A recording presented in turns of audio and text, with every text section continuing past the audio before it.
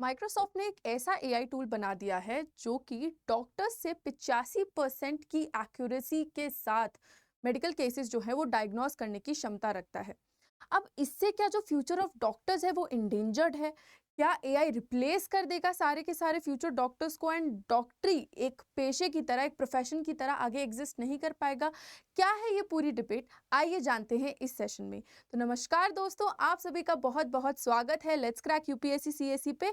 आज हम डिस्कस करने वाले हैं अबाउट द एआई डॉक्टर जो कि माइक्रोसॉफ्ट ने क्रिएट किया है। तो अगर हम सबसे पहले जानें और देखें कि ये एक्चुअल में है क्या, तो माइक्रोसॉफ्ट ने लॉन्च किया है एक रेवोल्यूशनरी एआई टूल जिसका नाम है MAIDxO।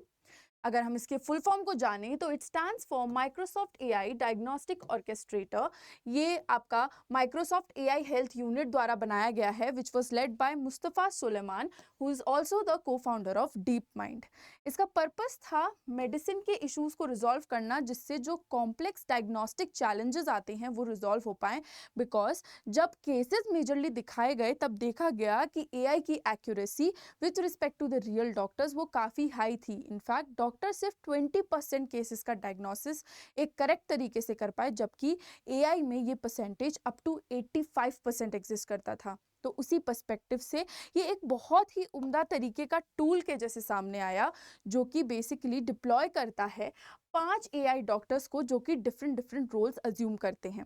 तो अगर आप इस एआई की फंक्शनिंग देखोगे तो it's not just one modality which is working up, rather it's like a 5 members का बोर्ड जो अलग अलग काम में अपना स्पेशलाइजेशन रखते हैं और उसी रिस्पेक्ट में काम भी करते हैं। जैसे एक एआई मॉडल जो होगा वो हाइपोथेसिस बनाएगा, एक टेस्ट को सिलेक्ट करेगा, एक रूल्स को इंटरप्रेट करेगा, डायग्नोसिस कंफर्मेशन पे एक आपका काम कर रहा होगा, एंड देन फाइनली जो सब मिलके हैं वो टॉपिक्स को डिस्कस करके रीवैल्यूएट करेंगे कि एक्चुअल में इसका हम कंक्लूजन या इन्फरेंस क्या निकाल सकते हैं। तो उसी रिस्पेक्ट में अगर आप देखो तो मोर और लेस जो आइडिएशन है वो बोर्ड ऑफ डॉक्टर्स की तरह ही काम कर रही है, but still there is a lot more to it, क्योंकि इस रिस्पेक्ट में एआई के पास जो फेड इंफॉर्मेशन है वो बहुत ज़्यादा हाई है। अगर आप देखो तो ये जो टेक्निक है जिसका हम यूज़ कर रहे हैं, जिसमें एसेंशियली हम ये 5 एआई डॉक्टर्स को डिप्लॉय किए हैं, वो हमारा एक नया मॉडल है जिसको हम चेन ऑफ डिबेट मॉडल कहते हैं, जिसमें आप एक तरीके से मान सकते हैं कि साक्षात्कार टाइप होता है आपके अलग अलग एआई मॉडल्स के अंतर्गत ही, जिसके रिस्पेक्ट से वो बेहतर परफॉर्म कर पाते हैं और अपनी एक्यूरेसी और एफिशिएंसी को प्रूव कर पाते हैं। इसी रिस्पेक्ट में आप अगर देखो कि परफॉर्मेंस कंपैरिजन मेजरली कैसा निकला, तो हमारा जो परफॉर्मेंस कंपैरिजन था वो ऐसा था, जैसा मैं ऑलरेडी आपको बता भी चुकी हूँ कि 85.5% ऑफ द केसेस जो थे वो एआई ने बेहतर डायग्नोस किए। It was faster, it was cost effective, और उसने बस एक थी प्रॉब्लम कि उसने रियल टाइम क्लिनिकल टेस्ट और पेशेंट इंटरैक्शन पे काम नहीं किया, which actually the human doctors did. Of course they could not refer to the books or consult with peers, लेकिन अगर आप देखो तो आउट परफॉर्मेंस तो एग्जिस्ट की ही की थी।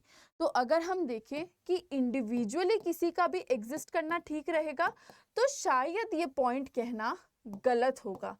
लेकिन अगर हम दोनों को इंटीग्रेट कर दें और एक इंटीग्रेशन पे मेजरली अपना काम बेस आउट करें, तो उस रिस्पेक्ट में हम कह सकते हैं कि रिजल्ट जो हैं वो बहुत ही फैंटास्टिक आ सकते हैं, and we can actually act all of this and add all of this creations as a feature, जिसमें हमारा एआई रेवोल्यूशन एक बहुत इंपॉर्टेंट रोल प्ले कर रहा है।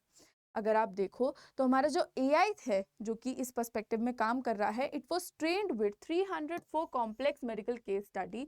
रियल वर्ल्ड केसेस लिए गए थे हमारे New England Journal of Medicine which is NEJM से, and it was powered by LLMs from which is language learning models from OpenAI, Meta, Google, Anthropic, XAI और DeepSeek.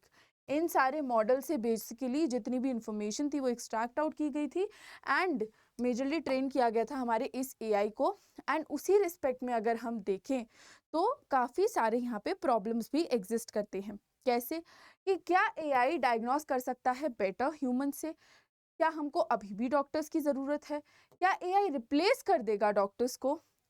क्या ये पर्टिकुलर जो modality है वो यूज़ की जा सकती है to assist and actually empower the doctors, जिस पे माइक्रोसॉफ्ट ने एक बहुत ही से एक इंटीग्रल स्टेटमेंट दिया है, विच इज़ कि AI is built to assist doctors, not to replace them. तो अगर कहीं से भी किसी को भी ये आइडिया लगता है कि एआई को हम कैसे भी और कभी भी डॉक्टर्स से रिप्लेस कर पाएंगे, या फिर जो एक्चुअल ह्यूमन कैपिटल है, हमारी ह्यूमन रिसोर्स है, उसको हम कैसे भी से हटा पाएंगे, तो उस रिस्पेक्ट में अगर आप समझो तो ये बिल्कुल भी आइडिया नहीं है कि जो मशीन्स हैं वो काम को फैसिलिटेट करने के लिए बनी हैं, रिप्लेस करने के लिए नहीं।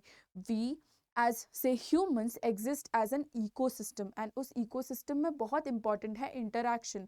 अगर वो नहीं होगी तो मशीन डिपेंडेंस से हम लोग भी रोबोट ही बन जाएंगे, एंड हमारी जो कंटिन्यूटी ऑफ स्पीशी है वो शायद डिफिकल्ट हो जाए, क्योंकि मशीन को इमोशन समझ में नहीं आते। Now, if we talk about the limitations and requirement of this particular model, then we certainly have some. क्यों? क्योंकि ये अभी भी अपने एक्सपेरिमेंटल फेस में है, रियल पेशेंट्स पे अभी तक इसको टेस्ट नहीं किया है, तो एक्यूरेसी पे एक तरीके से कॉन्क्रीट जवाब देना थोड़ा सा प्रॉब्लमैटिक है। ह्यूमन डॉक्टर्स जो हैं वो रेफरेंस की तरह यूज़ नहीं कर सकते हैं, पीयर्स को यूज़ नहीं कर सकते हैं। रिजल्ट रियल क्लिनिकल सेटिंग्स में काफ़ी ज़्यादा डिफरेंट हमको देखने को मिल सकता है। वी सी, तो it needs more real world data, it needs strict regulatory framework, it needs ethical guidelines and transparent usage, जिसके बेसिस पे मेजर चेंजेस आ पाएंगे, एंड देन कमेंट करना कि एक्चुअल में इसकी एफिशिएंसी कितनी है वो बेटर होगा, क्योंकि अभी तो वो अपनी प्री एग्जिस्टिंग नॉलेज पे काम कर रहा है। इट्स नॉट दैट कि कुछ नया आया, सामने आया, उसी बेसिस पे उसने असेसमेंट की, जो फीड किया गया है उसको प्रोसेस किया एंड रिजल्ट जनरेट कर दिया। तो जो जर्नल मेडिसिन के हमारे नुआंसेस थे, केस स्टडीज थे, हाई चांसेस कि उसके जैसे केसेस उसके अंदर फेड हो, और सिंस मशीन है it can look through in a better way. So उस सब रिस्पेक्ट में ये सारे लिमिटेशंस एग्जिस्ट करते हैं जिनको ओवरकम करना ज़रूरी है, and it's only then that we can say कि हाँ, जो भी हमारा कार्यक्रम हो रहा है वो एफिशिएंटली हो रहा है, बिकॉज अदरवाइज एज सच कोई नुआंस बचती नहीं है जिसको हम केटर ना कर पाए हों। अगर हम देखें, and if we talk about the future of medical AI, तो हम देख सकते हैं कि माइक्रोसॉफ्ट ने इसको बोला है कि ये सुपर इंटेलिजेंस की तरफ एक बहुत बड़ा स्टेप है। यहाँ पे उसने पार्टनर किया है हेल्थ ऑर्गेनाइजेशन के साथ, ताकि परफॉर्मेंस वैलिडेट हो पाए, सेफ्टी इंश्योर हो पाए, और इंटीग्रेशन कर पाए हम क्लिनिकल वर्क फोर्सेस के साथ, क्योंकि माइक्रोसॉफ्ट का मानना है कि एआई और डॉक्टर्स जो हैं वो faster, safer, smarter health care ecosystem को प्रमोट कर सकते हैं, जो कि हो सकता है कि हमारे फ्यूचर का एक बहुत बड़ा पार्ट हो। तो उस रिस्पेक्ट में मैं ज़रूर से ज़रूर जानना चाहूँगी कि आपका इस पर्टिकुलर मुद्दे पे क्या मानना है। जो भी है आप कमेंट सेक्शन में भर भर के अपना फीडबैक दे सकते हैं, और अगर आप में से कोई मेडिकल स्टूडेंट है तो आपको क्या लगता है माइक्रोसॉफ्ट ने जो कहा है उस पर अपना व्यू पॉइंट ज़रूर बताएं, क्योंकि क्या आप किसी ऐसे क्लिनिक पे जाना पसंद करेंगे जो कि एआई इंटीग्रेटेड है? अगर हाँ, तो ज़रूर से ज़रूर बताएं, और ना तो वो भी बताएं कि क्यों एक्चुअल में ये रीज़न एग्जिस्ट करता है। इसी के साथ एक इम्पॉर्टेंट अनाउंसमेंट कि अनअकैडमी आप सभी के लिए लेके आया है अनअकैडमी यूपीएससी समिट। 5 और 6 जुलाई को ये समिट होने वाली है। डिस्क्रिप्शन बॉक्स में लिंक दिया है।